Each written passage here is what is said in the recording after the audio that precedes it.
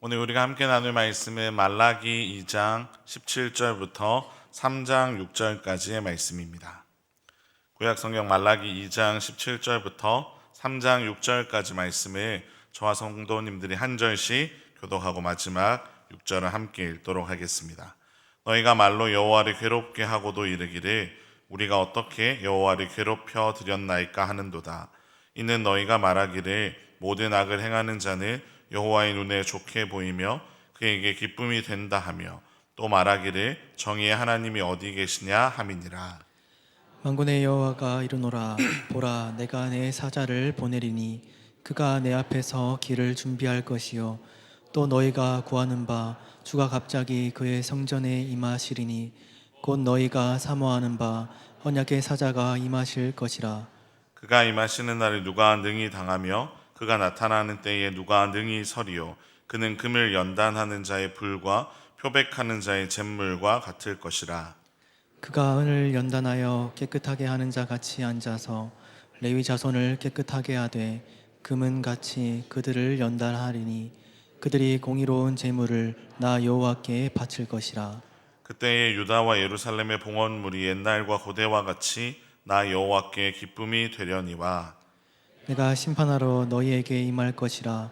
점치는 자에게와 간음하는 자에게와 거짓 맹세하는 자에게와 품꾼의 사기에 대하여 억울하게 하며 과부와 고아를 압제하며 나그네를 억울하게 하며 나를 경외하지 아니하는 자들에게 속히 증언하리라. 만군의 여호와가 말하였느니라. 함께 읽겠습니다. 나 여호와는 변하지 아니하나니 그러므로 야곱의 자손들아 너희가 소멸되지 아니하느니라. 아멘. 네, 주일 오후에도 하나님의 은혜를 사모하며 이 자리에 모인 우리 모두에게 하나님께서 예비해 주신 은혜를 분명하게 부어 주실 줄로 믿습니다. 우리가 살아가면서 겪는 감정들이 참 많이 있는데요. 그 중에서도 억울함이나 분노와 같이 우리를 좀 힘들게 하는 감정들이 있습니다. 그리고 그 중에서도 그리스도인들이 특별히 좀 힘들어하는 감정이 바로 부러움입니다. 우리는 말씀을 들으면 그 말씀을 듣고 은혜를 받아 이제 하나님의 말씀대로 잘 살아가야겠다 결단할 때가 많습니다.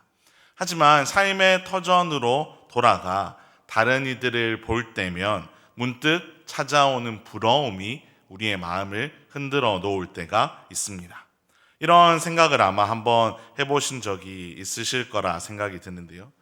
나는 주일마다 이렇게 봉사를 열심히 하고 정직하게 하나님 앞에 예물을 드리고 말씀대로 살려고 애쓰고 있는데 왜 내 삶은 그대로일까? 왜 계속해서 어려움이 계속될까라는 생각이 들 때가 있습니다. 그러다 문득 고개를 돌려서 믿지 않는 친구나 동료들을 바라볼 때면 좀 더 우리의 마음이 무너지곤 하는데요. 그들은 점을 보러 다니고 온갖 편법을 쓰는데도 승승장구합니다. 승진도 나보다 빠르고 자녀들도 잘 되고 결혼도 잘 하는 모습을 보면서 죄를 짓는데 벌을 받기는커녕 더 잘 사는 것 같아서 우리 안에 부러움이 생길 때가 있습니다. 그런데 이 부러움은 여기에서 멈추지 않고 하나님에 대한 의심으로 이어지기도 합니다. 하나님이 정말 살아 계신가? 공의의 하나님이 살아 계신다면 왜 저렇게 악한 일을 행하는 사람들을 그냥 두실까?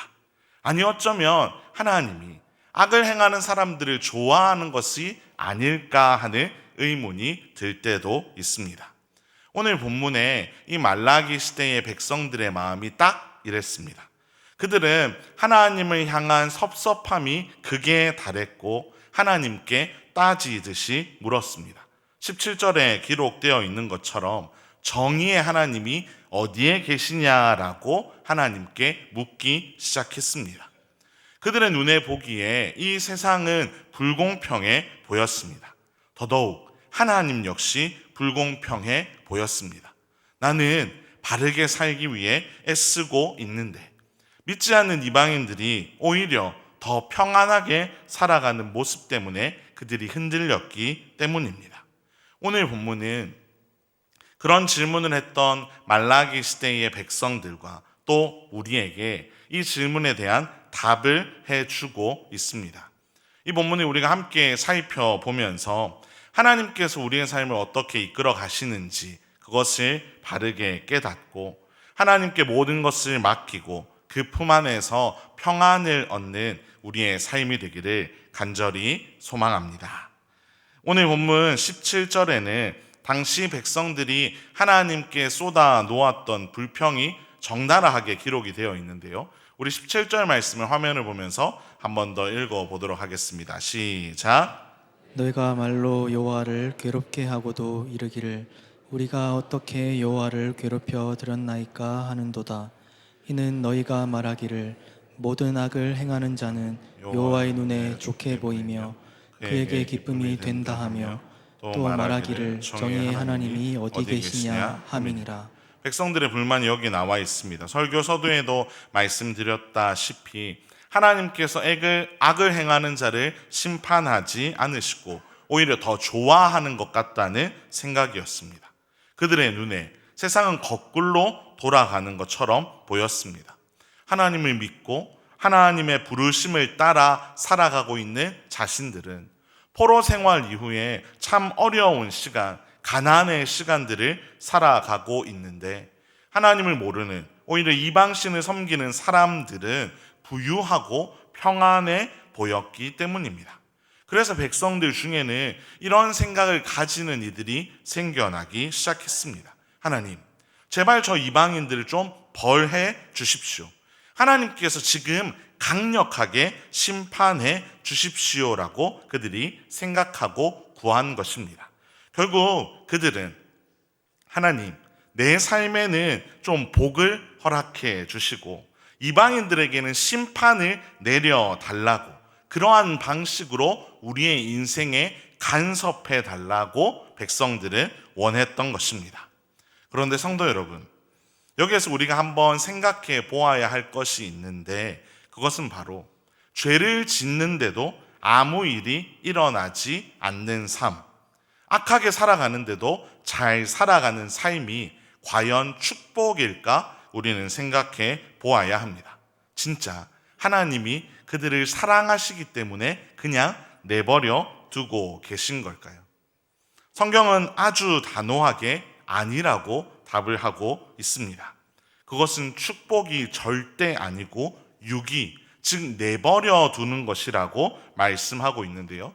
우리 히브리서 12장 8절을 현대인의 성경으로 한번 같이 읽어보겠습니다. 시작. 아들이면 누구나 징계를 받습니다. 만일 여러분이 그런 징계를 받지 않는다면 사생아이지 진짜 아들이 아닙니다. 이 말씀은 이런 뜻입니다. 예를 들어 놀이터에서 아이가 놀고 있다고 생각해 보면요, 내 아이가 놀이터에서 다른 친구를 때리거나 위험한 행동을 할 때 부모는 그 아이에게 달려가서 혼을 내거나 데리고 놀이터를 떠나게 됩니다. 아이는 막 울고불고 난리칠 겁니다. 왜 더 놀지 못하게 하냐고. 그런데 이것이 아이가 미워서 하는 행동일까요? 결코 그렇지 않습니다. 아이를 사랑하기 때문에 하는 행동입니다. 내 자식이기에 바르게 자라도록 그 아이의 인생에 개입하고 간섭하는 겁니다. 하지만 모르는 아이가 나쁜 행동을 할 때는 어떻습니까? 속으로는 막 욕을 하고 혀를 차일지언정 훈육을 하거나 하지 않습니다. 그냥 내버려 둡니다. 왜냐하면 그 아이는 내 아이가 아니기 때문입니다. 내 자녀가 아니기에 더 이상 관계하지 않고 상관하지 않는 것입니다.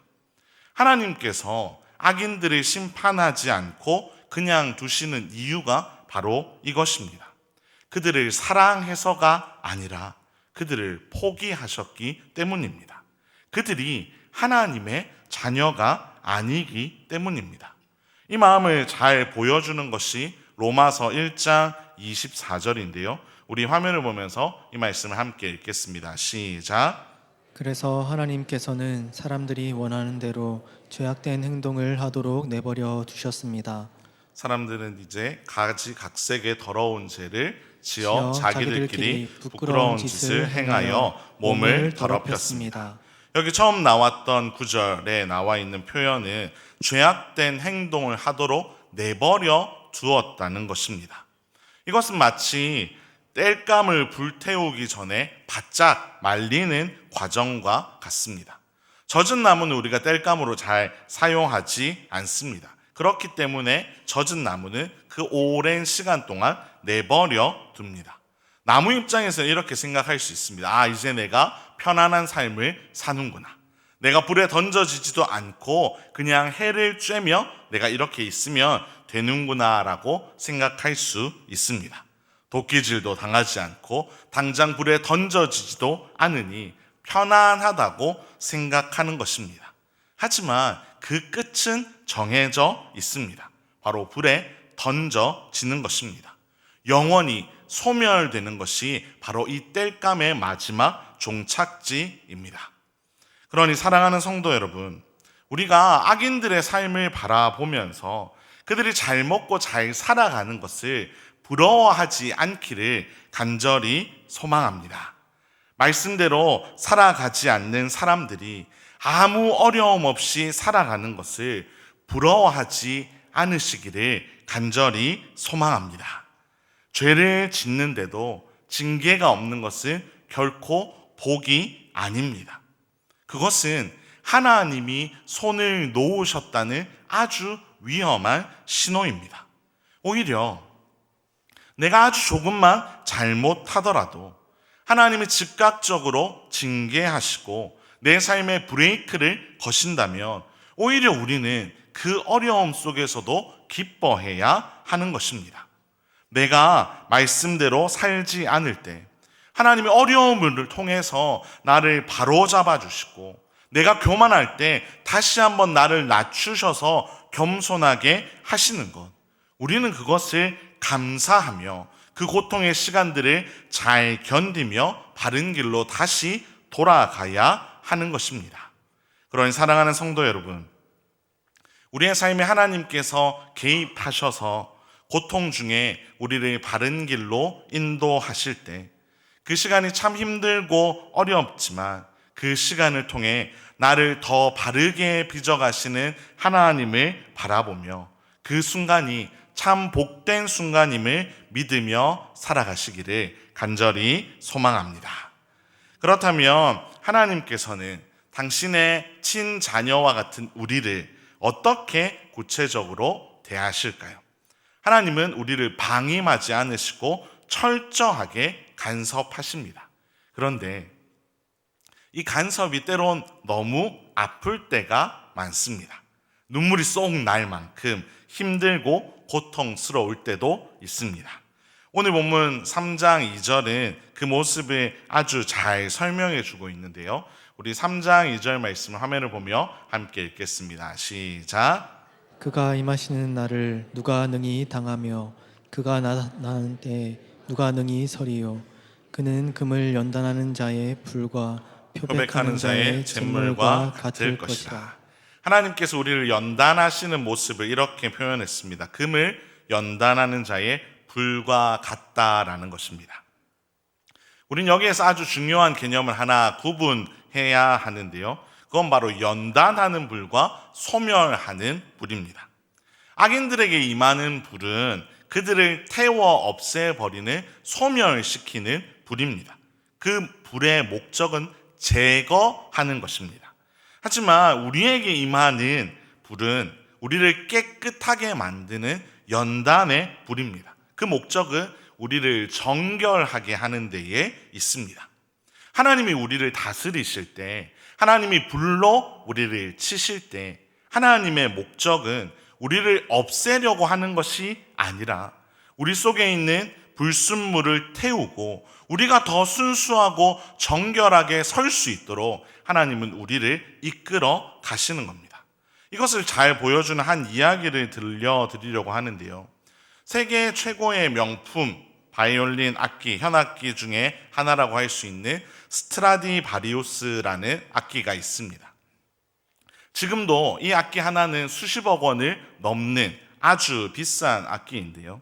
이 악기가 처음에 만들어질 때는 소빙하기 시대였습니다. 즉 엄청나게 갑자기 추위가 몰려왔던 시기였습니다. 그런데 이 기온이 낮은 환경이 결코 나무가 잘 자랄 수 있는 환경은 아니었습니다. 영양분도 아주 부족하고 매서운 바람이 몰아치고 추위가 계속되던 때였습니다. 그러다 보니 그 시기의 나무들은 스스로 살기 위해 더 애를 쓰며 살아갔고, 몇몇 나무들은 그 어려운 환경 속에서도 살아남았는데, 놀랍게도 그 시간을 겪으며 살아난 나무들은 속이 더 단단해졌고 결이 더 촘촘하게 되었습니다. 그래서 세상 그 어떤 나무로도 흉내낼 수 없는 공명, 울림이 그 안에서 만들어지게 된 것입니다. 반대로 온실 속에 살았던 나무를 가지고 악기를 만들면 그것이 훨씬 더 좋아 보일지 모르지만 실제로는 그 악기가 제대로 소리를 낼 수가 없습니다. 하나님께서 우리의 인생을 빚어 가시는 것도 이와 비슷합니다. 하나님께서는 우리의 인생을 그저 그런 싸구려 악기처럼 우리를 만들어 가지 않으십니다. 세상 풍파가 조금 몰아치면 금방 깨지고, 조금 힘들면 금방 떠나버리고 도망치고, 세상의 소리와는 다 뒤섞여서 둔탁한 소리를 내는 그러한 인생으로 하나님이 우리를 이끌어가는 게 아닙니다. 하나님은 우리를 명품으로 빚어가시기를 원하십니다. 그래서 때로는 정말 춥고 정말 뜨거운 때를 통과하게 하시는 겁니다. 물론 겪어보셔서 아시겠지만 이 시간은 우리에게 참 힘들고 어렵습니다. 하나님, 도대체 꼭 이렇게까지 해야만 하냐고 묻고 싶을 만큼 우리 안에는 그 답답함과 간절함이 찾아올 때가 있습니다.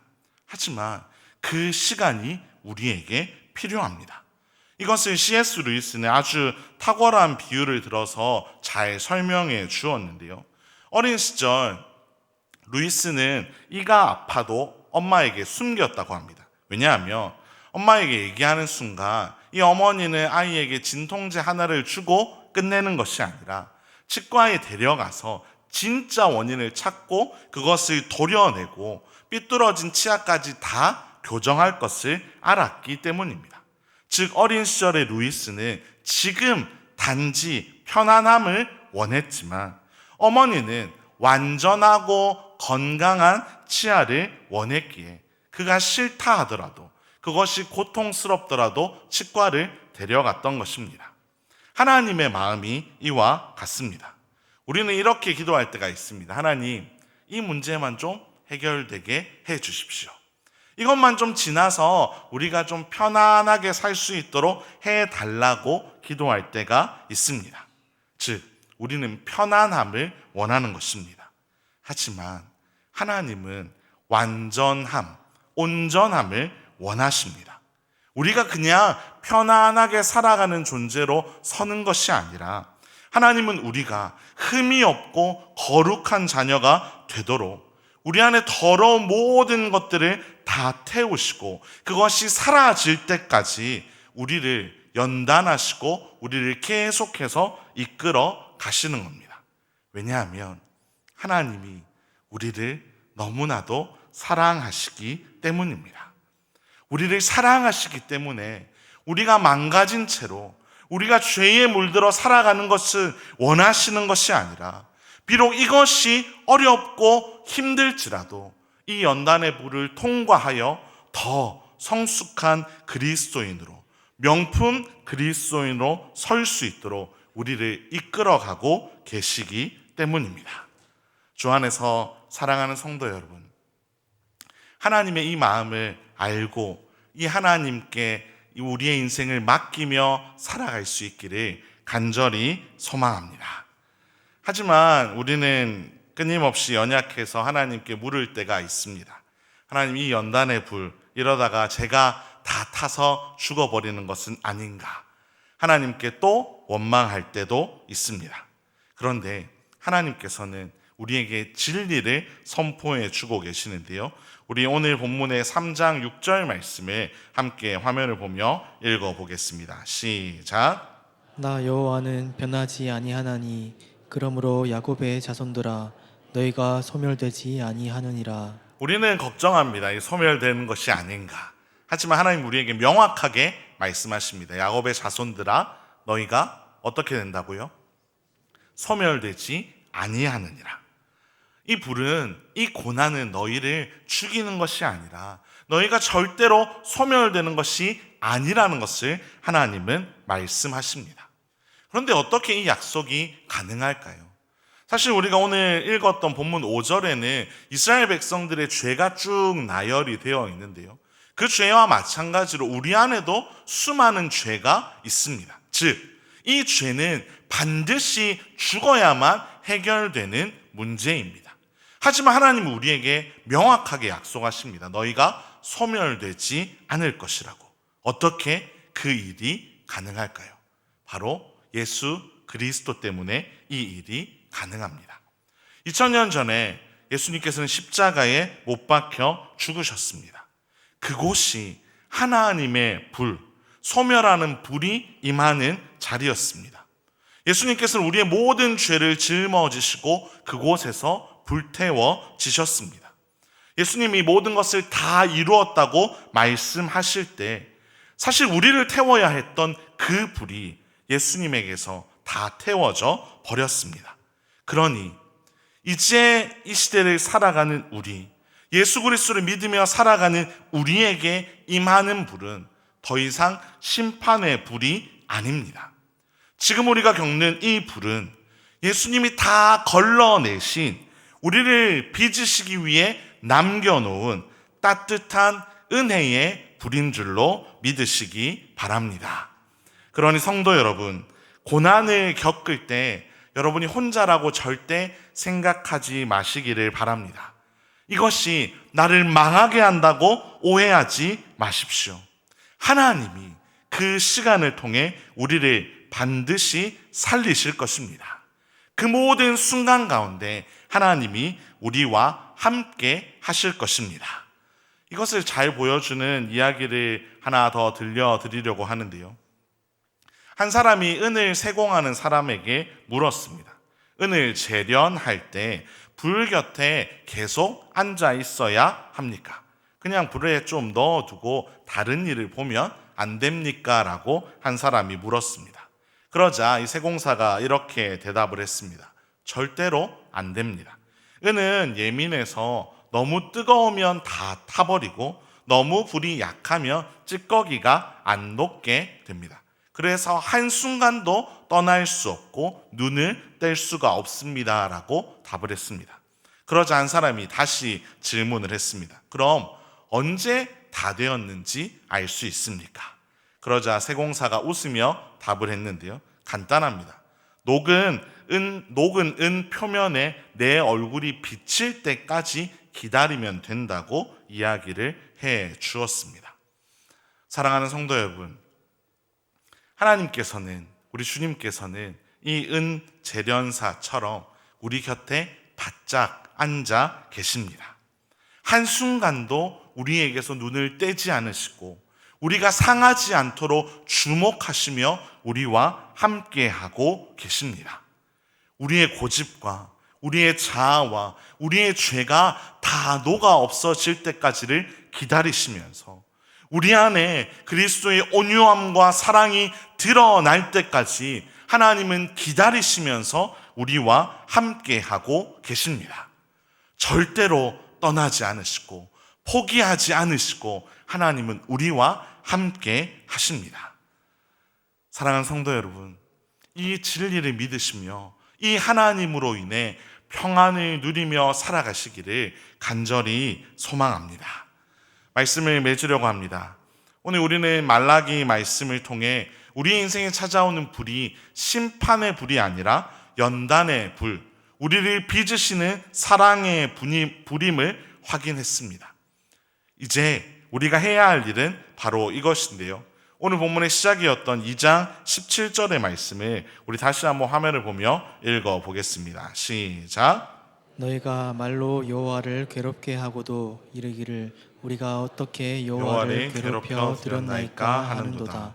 이는 너희가 말하기를 모든 악을 행하는 자는 여호와의 눈에 좋게 보이며 그에게 기쁨이 된다 하며 또 말하기를 정의의 하나님이 어디 계시냐 함이니라. 하나님께서는 너희가 말로 나를 괴롭게 하였다고 말씀하셨습니다. 여기서 괴롭다라는 말은 그냥 육체적인 고통이 있었다 정도의 의미가 아닙니다. 이 말은 사랑하는 자녀에게 오해받는 그 아버지의 무너진 마음을 의미하는 것입니다. 우리는 이처럼 이 말라기 시대의 백성들처럼 수없이 하나님의 마음을 무너지게 합니다. 하나님을 의심하기도 하고요. 하나님께 불평하기도 하면서 하나님 아버지의 마음을 무너지게 할 때가 많습니다. 이 말씀을 기억하시면서 저는 바라기는 우리의 삶에 이제 하나님께 불평하는 일이 우리의 삶에는 완전히 사라질 수 있기를 소망합니다.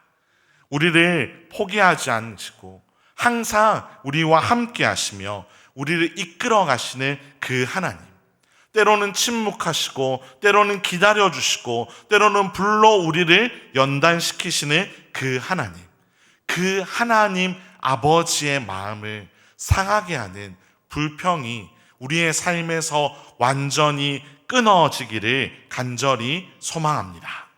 나아가 어떠한 상황에서도 특별히 고난 중에서도 하나님이 내 모든 앞길을 아신다고 고백하며 신실하신 하나님이 내 모든 인생을 주관하신다고 고백하며 그 하나님 앞에서 우리의 삶을 의미 있게 올려드릴 수 있기를 간절히 소망합니다. 이번 한 주간 우리가 이 말씀을 붙들고 살아갈 때 세상이 부러울 때마다 그리고 나를 향해 찾아오는 고난의 불이 너무 뜨거울 때마다 우리를 빚으시며 우리와 함께 하시는 주님을 바라보며 살아갈 수 있기를 간절히 소망합니다. 그리고 우리의 일평생, 우리의 불평으로 하나님을 괴롭게 하는 자가 아니라 날마다 하나님을 신뢰하고 하나님께 감사함으로 하나님의 마음을 시원케 해드리는 성숙한 그리스도인으로 설 수 있기를 주님의 이름으로 축원합니다.